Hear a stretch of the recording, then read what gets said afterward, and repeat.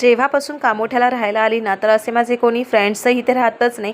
तर माझी एक ते नेबर आहे, तर ती माझी आता खूप क्लोज फ्रेंड झाली. तर आम्ही दुपारीच ठरवलं होतं की आज संध्याकाळचं जे जेवण आहे एकत्र बसून करूया. पहिल्यांदा असं काही घडतंय, त्यामुळे मग ती उसळ बनवणार होती आणि मी वडा बनवणार होती. म्हणून ऑफिसवरनं सुटली. दीपक आयेशला वाशीला घेऊन आला होता. मी त्याला तिकडनं पिकअप केलं आणि घरी आली. मुलांना येताना संध्याकाळी घेऊन थोडेसे छोटे कप्स असतात आईस्क्रीमचे, ते घेतले आणि आयेश ते खेळतोय म्हणून पटकन ते कुकर लावून घेतली होती. बटाटे उकडून झाले होते आणि ते भाजी करून घेतली होती आणि तिची सुद्धा तिकडनं बऱ्यापैकी तयारी झाली होती. म्हणून पटकन इथे मी वडे फ्राय करून घेते आहे, म्हणजे तोपर्यंत होऊन जाईल गरम गरम खायला.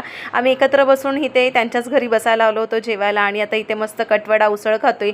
आयशला वडापाव खाताना खूप जणांना आवडतं बघायला, म्हणून मी ते शूट करते. आणि इथे आमची जी आहे दीदी, तर ती खूप लाजळू आहे त्याच्यामुळे. सो आजचा आमचा मस्त बेत होता कटवडा उसळ. मुलं पण छान डान्स करतात. असा होता माझा आजचा दिवस. आवडला तर नक्की फॉलो करा. बाय.